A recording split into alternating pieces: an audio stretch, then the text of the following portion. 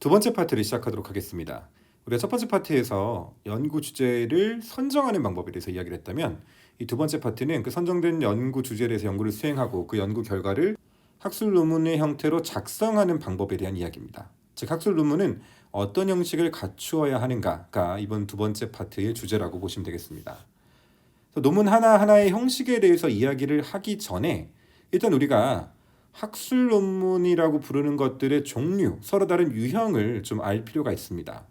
왜냐하면 우리가 똑같이 학술 논문이라고 부르지만 그 게재되는 형태들이 다르고, 이것들을 알아야 소위 얘기하는 논문 표절 이런 문제들에 대해서 정확한 관점을 가질 수가 있고, 또 이것들이 서로 별개가 아니라 하나의 어떤 학술 논문을 완성해 나가는 단계에서 이루어지는 것들이기 때문에 이 차이를 일단 명확하게 이해를 할 필요가 있습니다. 자, 첫 번째는요, 우리가 보통 이야기하는 논문이라고 이야기를 하면 학술지 논문, 즉 저널 퍼블리케이션을 의미를 합니다. 그래서 간단하게 그냥 외국에서는 펍이라고 이야기를 합니다. 그래서 너 펍 몇 개니? 너 논문 몇 개 썼니? 이런 것들을 의미를 하는 거죠. 자, 이 학술지 논문의 가장 중요한 특징은 뭐냐면 피어 리뷰를 거친다는 겁니다. 여기서 얘기하는 피어는 동료죠, 동료. 여기서 얘기하는 동료는 내가 모르는 동료입니다, 사실은. 아는 동료가 리뷰를 하는 경우는 별로 없고요.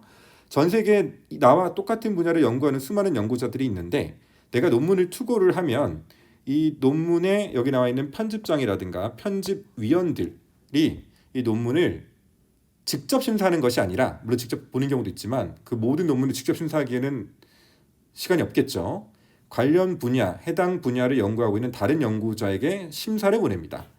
리뷰어라고 보통 이야기를 하죠. 또는 레퍼리라고 이야기를 하는데, 이 리뷰어들이 이제 논문 심사에 수락을 하게 되면 이 논문을 읽어보고, 이 논문은 오리지널리티가 있다 없다, 오리지널리티가 있지만 이런 부분을 수정해야 된다, 또는 오리지널리티가 없으니까 리젝, 게재가 불가하다, 이런 판단을 내려서 심사위원장에게 보내게 되면 이 사람들이 최종적으로 결정을 하는 거죠. 피어 리뷰를 거친다라는 것이 가장 중요한 특징입니다. 피어 리뷰를 거치지 않는 것도 있느냐? 자, 예를 들어서 책 같은 경우 또는 북챕터 같은 경우는 출판사에서 게재를 허락하면 그냥 나의 연구 결과를 담아서 책으로 낼 수도 있는 거예요. 피어 리뷰를 거치지 않습니다. 하지만 저널들은 반드시 피어 리뷰를 거친다라는 거. 그래서 이 저널을 보면, 예를 들어서 이것은 Information Processing and Management라는 저널인데요. 이 저널을 보면 어떤 요소들이 있느냐? 여기 보면 볼륨, 우리나라로 말하면 권입니다. 이슈, 권호, 그 다음에 언제 몇 년도에 게재가 됐느냐, 그 다음에 ISSN이라고 하는 넘버까지 모두 표시가 되어 있죠. 그래서 이 한 이슈에 보면은 뭐 적게는 5개에서 많게는 뭐 30개까지 여러 개의 논문이 묶여서 하나의 권호로 출간이 되는 겁니다. 자, 그런데 최근에는 이제 온라인 전용 학술지들이 많이 있어요. 또는 오픈 액세스 저널도 있습니다. 그래서 이런 경우는 뭐 권호수라는 게 없고 그냥 논문 번호가 있는 경우도 있으니까, 반드시 저널이라고 해서 요즘은 권호수, 페이지 번호 이렇게 나오는 것이 아니라 논문 번호로 나오는 경우도 있어서 요즘 좀 이렇게 바뀌고 있다는 거 여러분들 기억을 하기 바랍니다. 우리가 학술지 논문을 내기 전에 보통 거쳐가는 단계가 있습니다. 바로 학회 내는 거예요. 여러분, 이 학회랑 학회지라는 단어가 또 있는데 이거 헷갈리면 안 됩니다. 학회지는 그냥 방금 얘기했던 이 학술지입니다. 왜냐하면 특정 학회에서 학술지를 내거든요. 예를 들어서 대한산업공학회에서 대한산업공학회지를 냅니다. 대한산업공학회라는 기관에서 대한산업공학회지라는 이름의 학술지를 내는 거죠. 그런데 그것뿐만 아니라 대한산업공학회라는 곳에서 대한산업공학회 추계학술대회, 말 그대로 학회를 또 개최를 합니다. 이 학회에 사람들이 논문을 내게 되는데, 이때 이 논문을 모아놓은 것을 컨퍼런스 프로시딩이라고 이야기를 합니다. 프로시드라는 말이 무슨 뜻인가요? 뭔가 진행 중이다라는 거죠. 다시 얘기하면 우리가 학회에 내는 건요, 완성된 연구 결과를 담아서 내는 게 아닙니다. 내가 지금 현재 진행하고 있고 어느 정도 진행된 연구를 일단 학회에 가서 다른 사람들한테 공유를 하는 거죠. 그러면 거기서부터 여러 가지 커멘트도 듣고 최종적인 결과물을 만들어서 그것을 학회지, 즉 학술지에다가 투고를 해서 나중에 이제 게재가 되는 겁니다. 그래서 이 프로시딩이 중간 결과물이라는 걸 여러분들 반드시 기억을 해야 됩니다.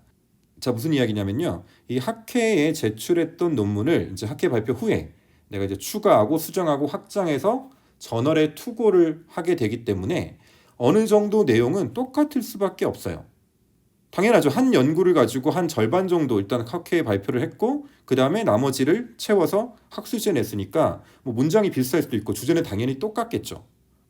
그런데 예전에는 어떤 일들이 있었냐면요. 똑같은 연구니까 예를 들어서 제가 학회에 냈다가 그것들을 발전시켜서 학술지에 냈어요. 그러면 논문이 2개가 되는 거다. 이 논문은 표절이다. 자기 표절이다. 그러니까 너 잘못한 거다. 이런 식으로 특히 이제 정치권에서 이 점을 악용하는 경우들이 많았어요. 사실 말도 안 되는 거죠. 물론 그대로 내면 그거는 표절이라고 볼 수도 있습니다. 플러스 알파가 없이 그대로 나간다면 이제 표절이 되는 거죠. 하지만 어차피 똑같은 연구예요. 그럼에도 불구하고 이걸 뭐 자기 표절이니 이렇게 주장하는 사람들이 있으니까 요즘에 일부 학회들은 어떻게 하냐면 아예 매뉴스크립트, 그러니까 글로 쓴 글이 아니라 그냥 파워포인트를 내라고 하는 경우도 많습니다. 어차피 공유하는 것이 목적이고 발표를 해야 되니까. 그렇게 되면 매뉴스크립트가 안 남으니까 중복 게재에 또는 자기 표절에 문제가 전혀 없는 거죠. 어찌됐든 이 학술대에 발표를 했던 내용을 보강을 해서 학술지에 낼 때는 레퍼런스나 또는 acknowledgement 같은 데에다가 이 사실을 표기하는 것이 좀 안전한 방법이긴 합니다. 자, 그런데 또 다른 문제가 있어요. 뭐냐면요. 이 컨퍼런스 프로시딩이 가끔 여기 나와 있는 ISSN처럼 이게 시리얼 넘버죠. 연속 간행물의 시리얼 넘버를 우리가 ISSN이라고 하는데 별도의 ISSN을 가지고 있는 경우가 있어요. 이건 별도의 독립된 출판물이 맞거든요. 그러면 한 50%가 같아도 이걸 또 표절이라고 볼 수도 있습니다. 게다가 이 컴퓨터 사이언스 또는 뭐 데이터 사이언스 같은 분야는 워낙 발전이 빠르죠. 그러다 보니까 사실 이 분야는 저널 퍼블리케이션이 될 때까지 시간이 워낙 오래 걸리기 때문에 아예 저널 논문을 안 내는 경우도 많습니다. 그냥 학회에 발표하고 끝내는 경우들이 많아요. 그래서 실제로 이 컴퓨터 사이언스, 데이터 사이언스 쪽은 저널보다 학회, 권위 있는 학회에 발표하는 실적을 훨씬 높게 쳐주는 경우들이 요즘에 많습니다. 그러다 보니까 학회집, 즉 프로시딩에 게재된 논문도 하나의 독립된 논문으로 봐야 하는 경우들도 있어요. 좀 복잡하긴 하죠. 그래서 해당 분야, 내가 연구하고 있는 분야의 어떤 관행 같은 것들을 명확하게 파악할 필요가 있습니다. 자, 또 하나의 학술 논문은 여러분들이 반드시 쓰게 되는 학위 논문입니다. 학위 논문. 세시스라고 이야기를 하기도 하고 디설테이션이라고 이야기를 하기도 하는데, 자, 어떤 경우는 뭐 석사학위 논문은 세시스, 박사학위 논문은 doctoral dissertation 이렇게 구분을 하기도 합니다만 그냥 혼용해서 쓰기도 하는 것 같아요. 자, 이 학위 논문은 정확하게 표현하면 학위 청구 논문입니다. 학위 청구 논문이에요. 말 그대로 학위를 학교에다가 요구하는 거예요. 나는 석사 학위를 받을 거야. 받을 자격이 있어. 또는 나는 박사 학위를 받을 거야. 라고 해서 학교에 제출하는 겁니다. 학교에 물론 제출하기 전에 심사위원들한테 미리 제출을 해서 심사를 받겠죠. 자, 그래서 이 논문의 내용에 대해서 이제 심사위원들로 구성되는 지도 교수님을 비롯한 몇 명의 심사위원들로 구성되는 심사 커뮤니티를 대상으로 발표를 하죠. 이 과정을 우리가 뭐라고 이야기하냐면 디펜스라고 이야기를 합니다. 디펜스. 그 디펜스예요. 말 그대로 방어하는 거예요. 그러니까 한마디로 내 논문의 내용에 대해서 심사 커뮤니티가 오펜스, 공격을 하면 나는 그걸 디펜스에서 이 디펜스에 성공하면 학위 취득을 하는 미션에 성공을 하는 겁니다. 자, 중요한 건요. 제가 학위 청구 논문이라고 이야기를 했는데 말 그대로 청구하는 논문이지 이거는 뭐 ISSN이나 ISBN이나 뭔가 공식적인 넘버를 가지고 퍼블리시 되는 것이 아닙니다. 다시 말하면 이 저널 논문과 학위 논문은 전혀 별개의 것이라는 거예요. 물론 학위 논문은 우리나라 같은 경우에 국회 도서관에 올라가긴 하지만 이거는 내부적인 행정 처리를 위한 논문일 뿐이지 퍼블릭하게 게재되는 것이 아니다라는 겁니다. 다시 말하면 이 학위 논문과 저널 논문은 중복 같은 것을 따질 수가 없어요. 자, 그럼 이렇게 세 가지 유형의 학술 논문들 간에는 어떤 관계가 있느냐? 일단 뭐 박사 과정을 기준으로 생각을 해보면, 자, 박사 과정에 있을 때 일단 뭐 학회 논문을 먼저 쓰는 경우도 있고 바로 학술지로 가는 경우도 있습니다. 학회 논문을 발전시켜서 학술지 논문을 게재를 하고, 박사 과정 같은 경우는 하나의 학술지 논문 정도로는 졸업하기가 쉽지가 않습니다. 뭐 보통 이제 최소 2개, 뭐 4, 5개까지도 가는데 이 학술지 논문 여러 개를 묶어서 학위 논문을 구성을 하게 되죠. 즉 학술지 논문 하나하나가 학위 논문의 한 챕터가 되는 경우가 일반적입니다. 그러니까 당연히 학술지 논문에 냈던 내용이 학위 논문에 들어갈 수밖에 없어요. 문장도 이건 안 바꿔도 됩니다. 그럼에도 불구하고 이제 뭐 자기 표절이니 중복계진 이런 이야기를 하면은 무식하다는 소리를 듣는 거겠죠. 자, 그런데 미국은 약간 좀 다른 것이요. 우리나라 같은 경우는 이제 박사 학위가 끝나고 잡을 잡기 위해서는 당장 이 학술지 논문, 즉 펍이 중요하기 때문에 학술지 논문을 먼저 쓰고 이걸 묶어서 학위 논문을 쓰는 경우들이 일반적입니다. 반면에 미국 같은 경우는 학위 논문을 일단 먼저 구성을 하고 여기 있는 것들 각 챕터를 쪼개서 거꾸로 학술지 논문에 졸업 후에 하나씩 투고하는 경우들이 있어요. 그렇기 때문에 이게 뭐 일반적인 건 아니지만 어쨌든 학술지 논문 하나의 연구, 서브 연구들을 모아서 학위 논문, 커다란 논문을 만든다라고 생각을 하면 됩니다. 그렇기 때문에 박사과정이 있으면서 나 이것도 재밌을 것 같아, 저것도 해봐야지 해서 여러 가지 연구를 중구난방으로 하게 되면 물론 그게 나쁜 건 아닙니다만 나중에 학위 논문을 쓸 때 하나로 모아서 묶어서 학위 논문을 쓸 때 상당히 좀 어려운 경우들이 발생을 할 수가 있습니다. 반면에 석사과정 같은 경우는요, 보통 2년 기간이 짧기 때문에 이 저널 퍼블리케이션을 만들기는 쉽지 않아요. 왜냐하면 저널 퍼블리케이션은 투고하고 나서도 1, 2년 걸리는 것이 일반적이기 때문에 그래서 대부분 학위 과정 중에 컨퍼런스에 뭔가 연구 결과를 발표하고 이걸 바탕으로 석사학위 논문을 내고 이 석사학위 논문을 좀 줄이고 다듬어서 저널로 내는 뭐 그런 것이 일반적이다라고 보면 되겠습니다. 그래서 석사학위 같은 경우는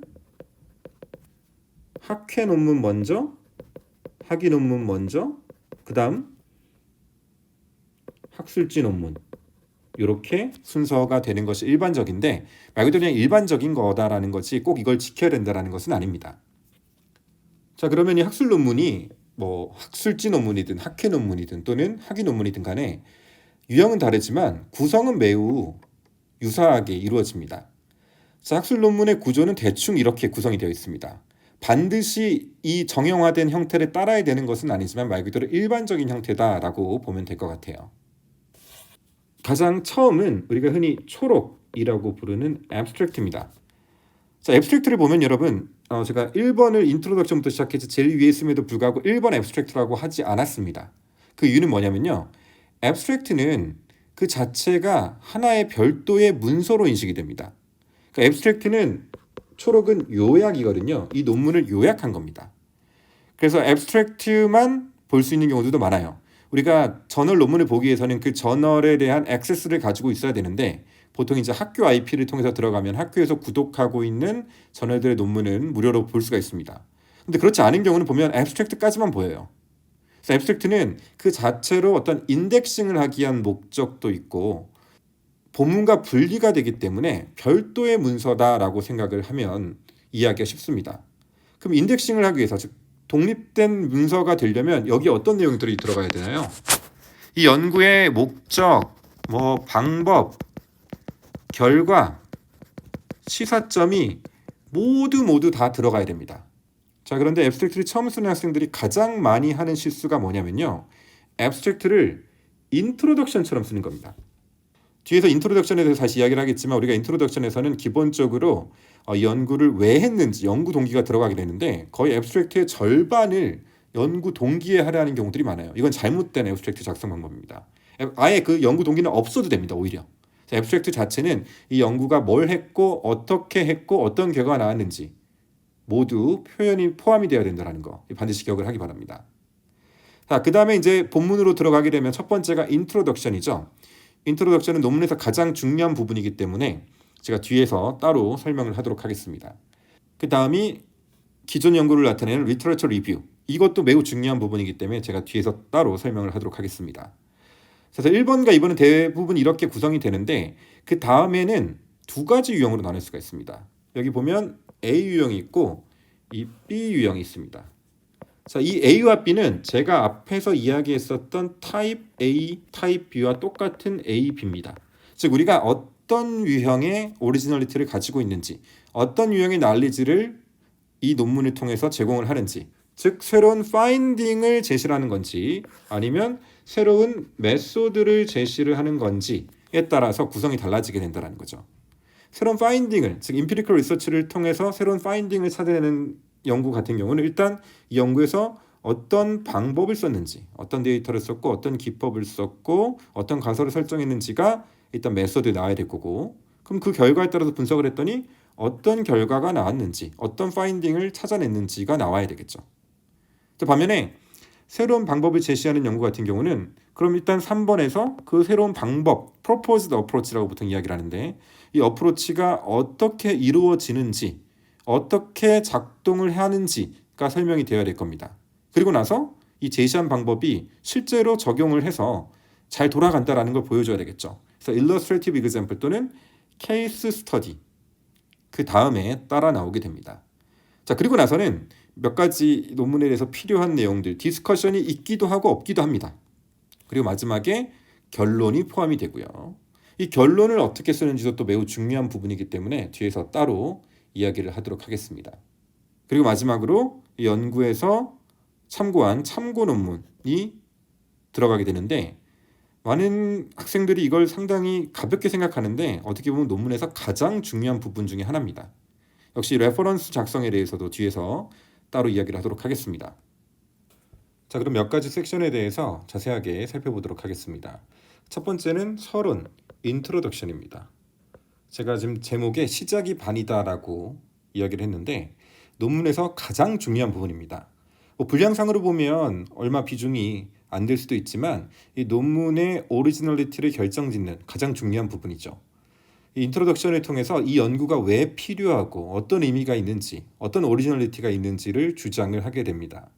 인트로덕션을 잘 못 쓰면 뒤에 분석 결과가 아무리 좋다고 하더라도 다른 사람들이 이 논문을 읽을 수 있는 기회조차 얻지 못할 수 있습니다. 저만 해도 리뷰를 할 때 인트로덕션을 읽고 나서 오리지널리티가 없네 라고 판단되면 뒤에 걸 자세히 보지도 않고 그냥 리젝을 주는 경우들도 많습니다. 앞에서 제가 이 논문은 마케팅 과정이다라고, 마케팅이 중요하다라고 이야기를 했는데 이 논문의 마케팅을 할 수 있는 것이 바로 이 인트로덕션이죠. 이 인트로덕션을 그러면 어떻게 해야 잘 쓰느냐? 저는 항상 이렇게 이야기를 합니다. 인트로덕션은 스토리텔링이다. 비록 딱딱한 학술 논문이지만 마치 이야기를 하듯이 내가 재밌는 이야기를 펼쳐나가는 것처럼 물 흐르듯이 자연스럽게 연결이 되어야 된다는 거죠. 그러면서 그 과정에서 꼭 이 세 가지 요소가 반드시 들어가야 됩니다. 첫 번째는 백그라운드, 연구 배경이죠. 두 번째는 연구 동기, 세 번째는 연구 목적입니다. 이 세 요소가 서로 떨어져 있는 것이 아니라 서로 유기적으로 연결이 되어야 된다는 거죠. 자, 예를 들어서 이런 거죠. 자, 연구 배경에서는 말 그대로 배경이니까 자, 너네 이런 거 들어봤지? 뭐 요즘 이런 일들이 일어나고 있어. 사람들이 이런 거에 관심 많고 이런 거 중요하대. 그래서 사람들이 이런 거 잘하려고, 이런 문제를 해결하려고 이런저런 시도를 해봤어. 그런데 이런 점은 부족하거나 또 뭐 해결이 안 됐고 또 이런 부분은 아무도 시도를 해본 적이 없네. 그래서 이런 연구들이 부족하니까 나는 이런 부족한 점을 채우기 위해서 이 연구에서 이런 걸 했어. 이런 식으로 배경과 동기와 목적이 유기적으로 연결이 되어야 된다는 거죠. 여기서 가장 중요한 부분은 어디냐면 연구 동기입니다. 자, 연구 동기. 말 그대로 나는 이 연구를 뭐 지도 교수님이 시켜서 했어. 또는 뭐 아빠가 이거 하라고 했어. 아니면 내가 너무 관심이 많아서 했어. 아니 우리 회사에서 이런 문제가 중요하기 때문에 이런 걸 했어. 이런 건 절대 안 됩니다. 모든 연구 동기는 항상 기존 연구의 한계에서 시작될 수밖에 없습니다. 왜? 오리지널리티라는 것 자체가 기존 연구와의 차이점이죠. 그래서 기존에 이런 것들을 못했기 때문에 내가 이 연구를 하는 거지 그냥 흥미가 있어서 돈이 되니까 누가 시켜서 실질적인 연구 동기는 그런 걸 수도 있지만 이 논문에서 밝히는 연구 동기는 무조건 기존 연구의 한계에서부터 시작을 하게 됩니다. 가끔 이런 질문을 받기도 해요. 아니 저는 기존 연구 찾아봤는데 기존 연구가 없어요. 그런 경우는 어떻게 하나요? 그럼 기존 연구가 없는 게 기존 연구의 한계입니다. 자, 그런데 또 이렇게 이야기를 하면 또 많은 학생들이 착각을 하는 게 예를 들어서 나는 A라는 문제를 해결하기 위해서 B라는 접근법을 이용을 했어. 그러면 기존 연구의 한계가 뭐가 되느냐? A라는 문제를 해결하기에 B라는 접근법을 사용한 적이 없어. 그래서 이것은 기존 연구의 한계야. 라고 이렇게 단순하게 내가 한 것을 동어 반복을 해서 이런 게 없었다는 식으로 서술하는 경우들이 많아요. 근데 이건 또 틀린 겁니다. 이게 무슨 이야기냐면 이것이 필요한 이유를 설득하지 않고 이게 비어 있으니까 이건 기존 연구의 한계고 난 이걸 채울게 라는 정도로 심플하게 서술을 하면 안 된다라는 이야기죠. 자, 헷갈릴 것 같아서 제가 사례를 가지고 이야기를 한번 해보도록 하겠습니다. 역시 우리 랩에서 게재한 논문인데요. 내용을 바로바로 확인할 수 있어야 되니까 영어 논문이 아닌 한국어로 된 논문을 가져왔습니다. 물론 글씨가 작아서 정확하게 파악하기는 어려울 수도 있는데 전체적인 구조만 보면 되겠습니다. 자, 이 논문은 대한산업공학회지에 게재된 논문인데요. GitHub 데이터를 이용을 해서 인공지능 기술에 대한 분석을 수행한 연구입니다. 이 연구의 의의를 간단하게 이야기를 하면 우리 랩에서는 이 기술 정책 또는 기술 로드맵 수립을 위해서 특정 기술 분야의 현황과 발전 예측을 하는 연구들을 많이 수행을 하는데 기존의 인공지능 관련된 기술 분석 연구들을 살펴보면 대부분이 이 기술의 데이터로서 특허 또는 논문만을 활용했다라는 거죠. 근데 문제는 인공지능 기술이 엄청 빠르게 발전을 하잖아요. 그러다 보니까 이미 특히 특허 같은 경우는 기술이 개발되고 한 3, 4년 후에 퍼블리시가 되는 경우가 많기 때문에 이미 아웃데이트된 정보라는 거죠. 그래서 실제 오픈소스 형태로 인공지능 기술이 많이 개발이 되고 있고 실시간으로 기술에 대한 정보를 얻을 수 있는 이 GitHub 데이터를 이용을 해서 업투데이트된 인공지능 현황을 파악하고 또 이것을 분석하기 위한 새로운 어프로치를 제시하는 그런 논문이라고 보시면 되겠습니다. 자, 그래서 서론을 살펴보면요. 앞에서 이야기한 세 가지 배경과 동기 그리고 목적이 정확하게 구분이 됩니다. 자, 이 첫 번째부터 여기까지는 연구 배경이 됩니다. 뭐 거창하게 4차 산업혁명 어쩌고저쩌고 시작을 하는데 뭐 굳이 이렇게 거창할 필요는 없지만 어쨌든 인공지능이 중요하다라는 이야기죠. 자, 그런데 여기서부터 그 다음 여기까지는 바로 연구 동기에 해당됩니다. 이렇게 인공지능이 중요하고 그래서 인공지능 기술을 예측하고 기획하는 것이 중요한데 기존 연구들은 대부분 논문 및 특허를 활용했다라는 거죠. 그래서 아웃데이트 되는 측면이 있다라는 겁니다. 자, 그래서 이 연구는 뭐냐면 GitHub에 있는 오픈소스 프로젝트 데이터를 이용을 해서 여러 가지 것들을 한다라는 것이 바로 이 연구의 목적이 됩니다. 자, 이때 중요한 것은 자, 만약에 이것 허수를 대부분 논문 및 특허만을 활용해왔고 오픈소스를 이용한 연구는 없었다. 그래서 나는 오픈소스를 이용한다. 틀린 이야기는 아니지만 이렇게만 서술하게 되면 오리지널리티를 설득하기 어렵다라는 거죠. 왜 오픈소스 데이터를 사용해야 되는지, 기존의 논문과 특허를 사용했을 때 문제점이 무엇인지 이런 이야기들이 없이 나는 A를 했는데 A가 기존에 없었어. 그러니까 이것은 기존 연구의 한계야. 라는 식으로 서술하면 안 된다라는 이야기죠. 그래서 이 연구를 보면 아웃데이트 되는 문제가 있는데 여기서 이 사용하는 이 GitHub 데이터는 최신의 실시간 데이터를 사용할 수 있기 때문에 훨씬 더 정확한 인공지능 기술 예측이 가능하다라는 점을 부각을 시키고 있는 겁니다. 물론 서론의 이제 마지막 부분은 본 논문의 구성에 대한 부분인데 뭐 이건 있어도 되고 없어도 됩니다. 자, 그래서 여러분들이 논문을 읽을 때도 항상 이 세 가지를 구분해서 읽는 습관을 길러야 됩니다. 대부분의 논문들이 이렇게 구성이 되어 있고 만약에 이게 명확하지 않은 논문은 논문을 잘 못 쓴 거예요. 논문을 잘 못 썼음에도 불구하고 운 좋게 게재가 된 것이죠. 이 연구의 서론에서 배경은 어디까지이고 동기는 어디까지이고 목적은 어디까지인지를 구분하면서 읽고 또 여러분들이 논문을 쓸 때도 또는 학회 발표 자료를 만들 때도 명확하게 백그라운드와 모티베이션과 퍼포스를 구분할 수 있어야지만 논문 작성을 제대로 시작하는 겁니다. 서론이 가장 중요한 부분이라는 거 반드시 기억을 하기 바랍니다. 자, 시작이 서론이라면 마지막은 결론이죠. 자, 결론도 일반적으로 이렇게 네 가지 요소로 구성이 됩니다. 또 많은 학생들이 착각하는 게 결론이 말 그대로 결론이 아닙니다. 자, 무슨 이야기냐면 내가 임피리컬 리서치를 통해서 이러이러한 결과를 찾아냈다. 예를 들어서 앞에서 이야기했던 대로 돈과 행복의 관계를 찾아봤더니 소득이 높을수록 행복하다더라 라는 게 연구의 어떻게 보면 가장 중요한 결론이죠. 그 결론은 이미 앞 섹션, 리절트에 이미 나와야 되는 겁니다. 이 결론에서는 일단 앞에 이 연구에서 수행했던 여러 가지 내용들을 썸머리하는 것으로부터 시작이 됩니다. 즉 결론을 계속 감추고 있다가 마지막에 나의 논조를 이야기를 하는 게 아니라 그것은 이미 앞에 나와야 된다는 이야기죠. 결론에서는 앞에서 이야기했던 것들을 일단 요약을 하는 것에서부터 시작을 합니다. 요거는 아주 간단하게 해야 돼요. 요약을 너무 길게 쓰는 경우들이 있는데 한 문단 정도로 일단 앞에서 어떤 것들이 있는지를 그냥 상기시켜주는 정도입니다. 그리고 나서 중요한 부분은 이 연구의 오리지널리티 또는 컨트리뷰션을 이미 서론에서 이야기를 했는데 요거를 한 번 더 재차 강조를 하는 거죠. 그리고 분석 결과 중에서 중요한 파인딩을 또 재차 언급을 하는 겁니다.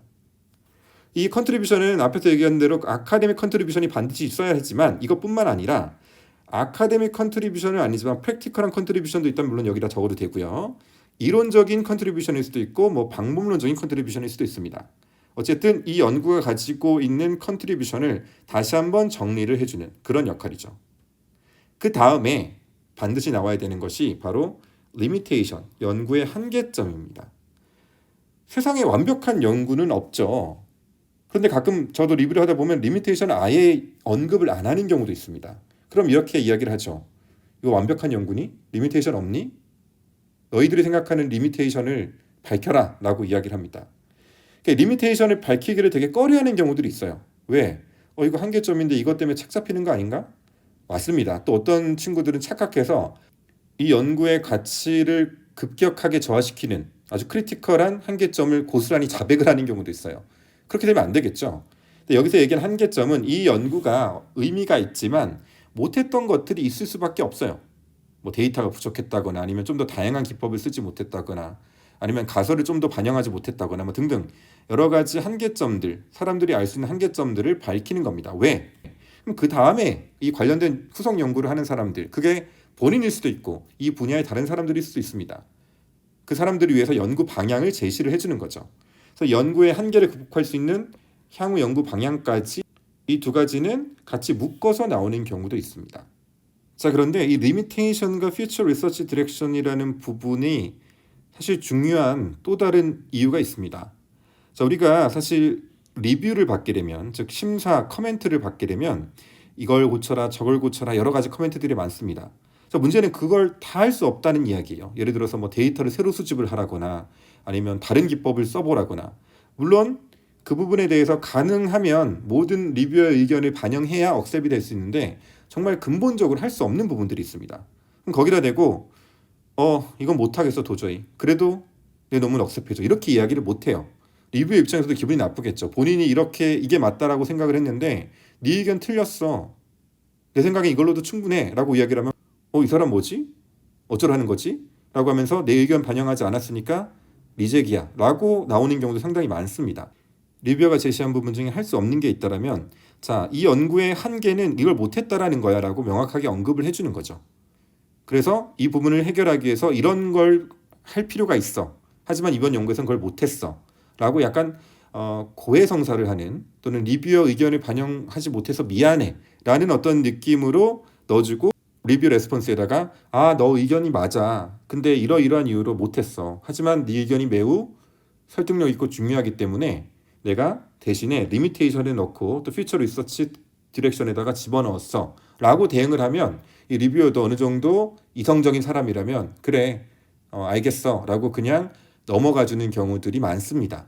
그래서 이 리미테이션과 퓨처 리서치 토픽, 정말 이 연구의 한계와 리서치 디렉션도 있지만, 그래서 이 리미테이션 그리고 퓨처 리서치 디렉션을 전략적으로 이 부분을 작성하는 것도 매우 중요하다는 거 여러분들 꼭 기억을 하기 바랍니다. 역시 예시를 가지고 살펴보도록 하겠습니다. 앞에 보여드렸던 논문입니다. 이 논문의 결론인데요. 여기서 이 첫 부분은 요약입니다. 이 연구에서 어떤 데이터를 이용했고 어떤 분석을 했고 어떤 결과가 나왔는지, 그러면서 역시 두 번째는 이 연구의 컨트리뷰션에 대해서 이야기를 하고 있죠. 그리고 마지막 부분에서는 역시 한계점과 앞으로 이런 연구가 요구된다, 한계점 및 향후 연구에 대한 섹션으로 구분이 되어 있는 것이죠. 자, 그 다음에 또 중요한 부분으로서 많은 학생들이 가장 어려워하는 부분, 그리고 가장 많이 착각하고 있는 부분이 바로 2장 리터러처 리뷰에 대한 내용들입니다. 이거는 뭐 분야마다 또는 논문의 특성마다 그냥 previous study, 기존 연구라고 표현하기도 하고 뭐 관련 웍이라고 표현하기도 하고 그냥 리터러처, 문헌 연구라고 이야기를 하는데, 많은 학생들이 자, 이 2장의 목적이 배경이론을 설명하기 위한 거다라고 생각하는 경우들이 많아요. 왜냐하면 학부생 때 보고서를 쓰게 되면 항상 2장에는 배경이론을 넣잖아요. 하지만 학술 논문에서는 이 배경이론 자체가 주 목적이 아닙니다. 물론 그런 목적도 있긴 있어요. 이 독자들, 관련된 지식이 없는 사람들이 이 논문을 이해하기 위해서는 기본적인 이해가 있어야 되니까. 하지만 그것은 절대 주 목적이 아닙니다. 주 목적이 아니라 이 리터러처 리뷰는 그렇다면 무엇을 위한 것인가? 역시 논문에서 가장 중요한 부분이라고 계속 강조했었던 오리지널리티를 설득하기 위한 부분입니다. 자, 제가 앞에 서론에서 연구 동기에서 연구 동기는 곧 기존 연구의 한계라고 이야기를 했습니다. 이 기존 연구의 한계를 서론에서 물론 밝히기는 반드시 밝혀야 되는데 자세하게 밝히기는 분량이 적잖아요. 그래서 간단하게 요약만 해서 밝히고 실제 기존 연구에서 그런 한계가 있다는 것을 자세하게 서술하는 부분이 바로 이 리터러처 리뷰의 목적입니다. 그래서 기존 연구는 이러한 것들이 있었는데 얘는 이런 한계가 있고 그래서 이 연구는 이런 오리지널리티가 있어라는 것을 구체적으로 설득하는 것이 이 기존 연구의 목적입니다. 또 하나의 다른 목적이 있다면 이 문제를 해결하기 위해서 내가 어떤 특정한 어프로치 또는 테크닉 또는 알고리즘을 사용했어요. 이걸 새로 제시하는 게 아니라 내가 그냥 그대로 사용했어요. 그런데 사람들이 물어보겠죠. 뭐 다른 것도 많은데 너 왜 굳이 그걸 써? 그렇게 이야기했을 때 내가 이 문제를 해결하기 위해서 이 연구에서 채택한 이 방법들은 다른 연구에서도 비슷한 연구에서 많이 쓰여왔고 그 유용성이 입증됐어. 그러니까 나는 이걸 쓸 거야 라는 어떤 정당성을 설득하는 목적으로도 쓰입니다. 이 둘 중에 하나거나 둘 다가 가능합니다. 그럼 어떻게 쓰는 것이 과연 리터러처 리뷰를 잘 쓰는 거냐? 가장 최악의 경우부터 이야기를 하겠습니다. 사실 이런 경우들이 상당히 많은데요. 기존 연구니까 기존 연구 A는 어떤 연구했어, B는 어떤 연구했어, C는 어떤 연구했어, D도 했네? 끝. 이게 가장 최악의 리터러처 리뷰 작성법입니다. 아무 흐름 없이 그냥 나열만 하는 거죠. 나 이런 논문들 봤어. 이거 말고는 아무런 의미가 없습니다. 리터러처 리뷰 역시 스토리텔링이 돼야 됩니다. 내가 연구하고자 하는 어떤 분야에 대해서 얘는 이런 걸 했고 쟤도 저런 걸 했고 이런 관점에서 이런 걸 했는데 이게 잘 안 돼서 이런 시도도 있었고 이거 문제를 해결해서 또 다른 시도도 있었지만 역시 이런 것들이 부족해. 이런 식으로 스토리텔링이 쭉 이어질 수 있어야 된다는 겁니다. 근데 문제는 뭐냐면 이 스토리텔링을 어느 정도 범위에서 하느냐라는 거죠. 제가 앞에서 보여드렸던 그 논문은 제목이 GitHub 오픈소스 프로젝트 데이터를 활용한 인공지능 기술 개발 동향 분석입니다. 그러면 인공지능이라는 키워드가 들어갔으니까 인공지능 연구를 기존 연구의 범위로 삼을 수도 있겠죠. 근데 그럼 너무 넓잖아요. 그죠? 그래서 인공지능 연구에다가 기술 분석이라는 키워드를 집어넣어서 스코프를 좀 더 줄일 수 있습니다. 인공지능 기술 자체를 분석한 연구로 일단 스코프를 정할까? 아니면 한 단계 더 들어가서 인공지능 기술 분석을 정성적으로 하는 전문가들을 기반으로 정성적으로 하는 연구도 있고 데이터를 이용해서 정량적으로 하는 연구도 있습니다. 좀 더 스코프를 줄이면 인공지능 기술 분석을 위한 데이터 기반의 정량적 연구로 스코프를 줄여서 기존 연구들의 한계점을 찾아낼 수도 있겠죠. 더 줄이고 싶다면 이 연구는 오픈소스 프로젝트 데이터를 이용하는 거니까 오픈소스라는 키워드를 집어넣음으로써 스코프를 더 줄일 수 있습니다. 어느 레벨에서 내가 기존 연구에 대한 스토리텔링을 이어갈지를 명확하게 정의를 해야 되겠죠. 그래서 이 연구에서는 어떻게 서술했느냐? 인공지능에 대한 얘기 간단하게 이야기를 하고 또 정성적 연구에 대한 걸 간단하게 이야기를 하되 그 다음부터는 앞에서 얘기했었던 세 번째 단계 인공지능 기술 분석을 위한 정량적 데이터를 사용한 연구에 관해서 논문과 특허를 썼는데 어떤 문제가 있었고 특허를 활용한 연구 이런 식으로 세 번째 레벨에서 이 기존 연구에 대한 서술을 시작을 하게 된 거죠. 그래서 선행 연구의 결론은 특허 데이터, 논문 데이터만으로는 빠르게 발전되고 있는 인공지능 기술을 특성을 반영하기 어렵다라는 이 내용은 어디 나와 있느냐? 역시 서론에 똑같이 나와 있는 겁니다. 이 문장 하나, 서론에 나와 있는 이 문장 하나를 선행 연구를 통해서 훨씬 더 자세하게 풀어 쓴 거다라는 거. 그래서 선행 연구의 결론이 될 수 있는 한두 문장은 반드시 서론에 언급이 되어야 된다라는 거. 반대로 이야기하면 서론에 언급된 기존 연구의 한계를 풀어 쓰는 거다라는 거. 선행 연구가 단순히 배경 이론을 이야기하거나 기존 연구를 나열하는 수준이 아니다라는 거 여러분들 반드시 기억을 하기 바랍니다. 마지막으로 논문 매뉴스크립트, 즉 본문을 작성할 때 꼭 지켜야 할 것들에 대해서 이야기를 좀 해보도록 하겠습니다. 논문의 포맷은 학술지마다 조금씩 다르기는 합니다만 공통적으로 지켜야 하는 부분들이 있습니다. 학술지 논문뿐만 아니라 학위 논문 그리고 학회 프로시딩을 작성을 할 때도 그 형식을 잘 맞춰서 해야 되는데 공통적으로 적용되는 것들, 그래서 여러분들이 반드시 숙지해야 되는 부분들 몇 개를 이야기하고 마무리를 하도록 하겠습니다. 첫 번째는 레퍼런스입니다. 본문 마지막에 나타나죠. 말 그대로 참고 문헌 목록이고요.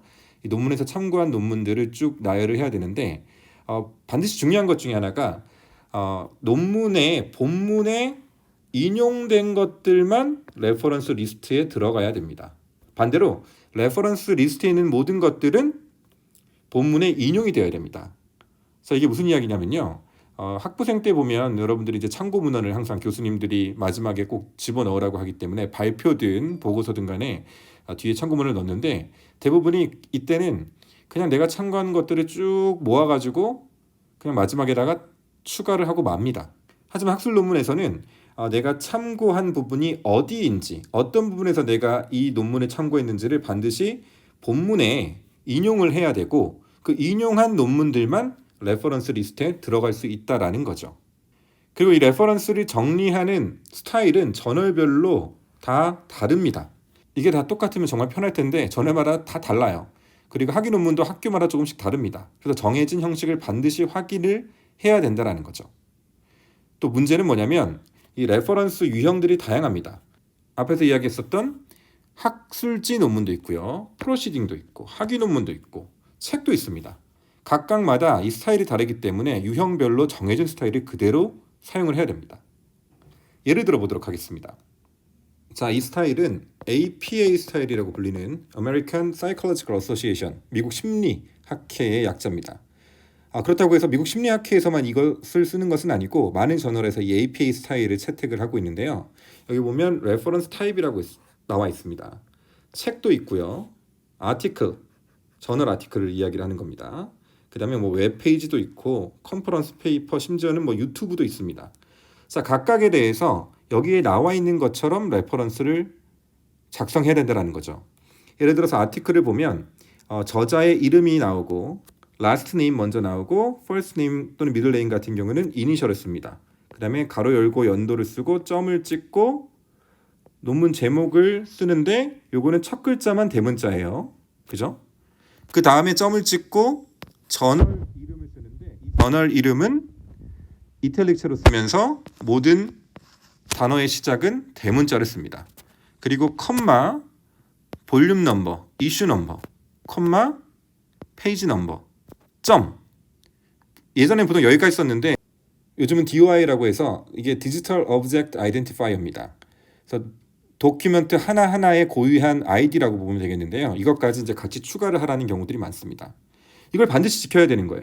예를 들어서 연도 앞에다가 괄호를 안 쓰고 컴마를 쓴다라든가 이 점 대신에 여기다 컴마를 쓴다라든가 요것들을 소문자로 안 쓰고 대문자로 쓴다든가 뭐 이런 것들이면 다 형식에 틀린 거다라는 거죠. 이 모든 까다로운 형식을 다 맞춰야 된다라는 겁니다. 이 형태가 레퍼런스 타입별로 조금씩 다 달라요. 그래서 이걸 모두 확인하고 다 맞춰야 된다라는 겁니다. 상당히 까다롭죠.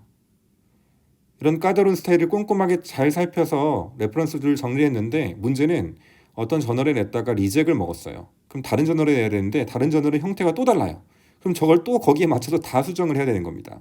정말 번거롭고 귀찮은 작업인데요. 그래도 요즘 많이 편해졌습니다. 몇 가지 좀 팁들이 있는데 첫 번째는 뭐 팁은 아니고 최근에는 저널들에서 처음부터 투고할 때부터 투고 시점에서는 이런 포맷들을 요구하지 않는 경우들이 있어요. 그냥 네 맘대로 해라. 단지 통일만 시켜라. 네가 하버드 스타일을 쓰든 APA 스타일을 쓰든 IEEE 스타일을 쓰든 상관이 없으니까 일단 투고를 할 때는 저널 정책과 상관없이 그냥 일관적인 하나의 스타일을 써라. 왜? 리젝 먹을 수도 있으니까. 하지만 저널이 투고가 되고 리비전 단계에 들어가면 즉 게재가 될 가능성이 높아지게 되면 그때 리비전된 논문을 다시 제출할 때는 저널의 스타일을 따라라 라고 하는 경우들이 있습니다. 훨씬 합리적이죠. 자, 두 번째는 이걸 일일이 맞추기 어려우면 구글 스칼라를 쓰면 됩니다. 구글 학술 검색에서 키워드를 이용해서 내가 원하는 논문을 이렇게 검색을 하게 되면 논문이 뜨고 여기 인용이라는 표시를 클릭하면 이렇게 APA 스타일이 자동으로 나옵니다. 그럼 얘를 그냥 컨트롤 C, 컨트롤 V에서 레퍼런스를 작성을 해도 됩니다. 하지만 가장 바람직한 방법은요. 이 서지 정리 소프트웨어들이 많이 있어요.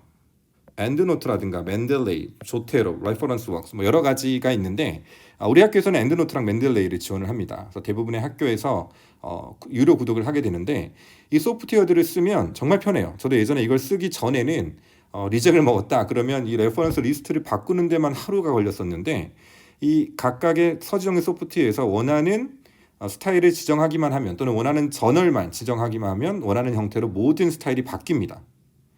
이 서지정의 소프트웨어가 좋은 또 다른 점은 단순하게 레퍼런스를 작성하기 위한 것뿐만 아니라 논문 관리 또는 논문 뷰어로서 쓸 수도 있다는 이야기예요. 우리가 논문을 여러분들이 많이 읽게 되면 이제 폴더로 나눠서 정리를 하게 되는데 이때 가장 좀 번거로운 점이 뭐냐면 하나의 논문이 여러 가지 카테고리에 들어갈 수도 있죠.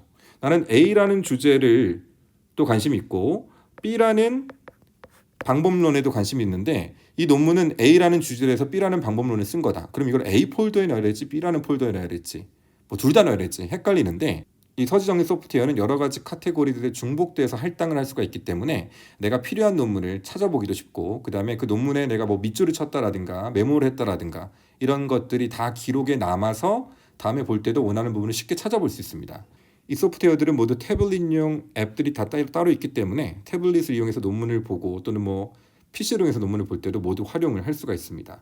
서지정리 소프트웨어는 단순히 레퍼런스 작성뿐만 아니라 논문을 관리하는 측면에서 매우 유용하기 때문에 반드시 쓸 것을 강추를 합니다. 저는 개인적으로 맨델레이를 쓰고 있는데 이게 이제 클라우드에 저장이 되기 때문에 언제 어디서나 내가 원하는 논문을 찾아볼 수가 있습니다. 자, 지금까지 이야기한 것은 마지막에 나눈 레퍼런스 리스트인데요. 앞에서도 이야기했지만 이 레퍼런스 리스트는 in-text citation, 즉 본문 중에 인용된 것들만 포함이 되어야 됩니다. 본문 중에 그럼 인용을 어떻게 하느냐? 인용 방식도 정해져 있습니다. 자, 그런데 이건 그렇게 다양하진 않고요. 크게 두 가지 방법이 있습니다. author year 방법 그리고 넘버를 쓰는 방법입니다. 주로 이렇게 저자 이름과 연도를 쓰는 방법이 일반적이에요. 자, 그런데 구체적으로 author를 어떻게 표기를 하느냐 그리고 넘버링을 어떻게 하느냐는 또 저널들마다 다릅니다. 넘버링하는 저널들을 보면 어떤 경우는 순서대로 본문에 출연한 순서대로 넘버링을 하는 경우도 있고 그냥 알파벳 순서대로 하는 경우도 있습니다. 그러니까 이게 저널들마다 다 다르기 때문에 까다로운 건데 역시 소프트웨어를 쓰면 모든 것들이 해결이 됩니다. 그리고 인텍스트 사이테이션은 크게 두 가지 종류가 있어요. within sentence가 있고 end of sentence가 있습니다. 자, 이게 무슨 말이냐면요. 역시 이거는 APA에서 인텍스트 사이테이션을 어떻게 하는지를 보여주는 겁니다. 어서가 한 명일 때, 두 명일 때, 세 명일 때, 뭐 이것도 되게 다양해요. 그래서 기본적으로 우리가 문장 뒤에는 이렇게 가로 열고 어서의 last name 그리고 연도를 씁니다. 이게 바로 end of sentence고요. 문장 안에 들어갈 때는 이름을 쓰고 가로 열고 연도를 쓰는 거죠. 자, 그런데 어서가 한 명이 아니라 두 명 또는 세 명 이상인 경우도 상당히 많죠. 두 명일 때는 이렇게 last name만 가지고 and를 쓰라는 것이고 3명 이상인 경우에는 ether이라는 표현을 많이 씁니다. 그래서 등등 우리나라로 치면은 누구 외에 해당되는 거죠. 근데 이 ether를 어떤 논문에서는 5명 이상인 경우에 ether를 쓰라고 하기도 하고 어떤 스타일에서는 또 뭐 4명인 경우에 쓰라고 하기도 하고 다 다릅니다. 근데 중요한 거는 이 ether은 인텍스트 사이테이션만 쓰는 것이지 레퍼런스 리스트에서는 대부분 모든 저자를 다 표현을 합니다. 헷갈리지 말아야 될 것이 인텍스트 사이테이션은 보통 last name만 씁니다. 그런데 레퍼런스 리스트에는 last name과 함께 first name 또는 middle name을 이니셜로 적어준다는 거죠. 많이 하는 실수가 여기에다가 인텍스트 사이테이션에다가 워싱턴 ET 2004 이렇게 이니셜까지 쓰는 경우는 틀린다는 이야기입니다. 자, 여기서도 인텍스트 사이테이션을 보면 예를 들어서 요거 같은 경우는 문장 안에 들어가 있는 경우이기 때문에 성을 쓰고 가로 열고 연도를 썼고요. 반면에 이 경우 같은 경우는 문장 뒤에다가 인용을 한 것이기 때문에 가로 열고 성, 가로 열고 이름, 콤마, 연도를 쓴 겁니다. 자, 여기 보면 여러 가지 참고 문헌을 동시에 나열하는 경우도 있습니다. 자, 이 경우도 어떤 경우는 알파벳 순으로 나열하는 경우도 있고 어떤 경우는 연도에 따라서 나열하는 경우도 있고 다양한 경우가 있기 때문에 어쨌든 저널별 기준을 확실하게 여러분들이 확인을 해야 되고 그런 것이 어렵다면 소프트웨어를 사용하는 것을 여전히 강력하게 추천합니다.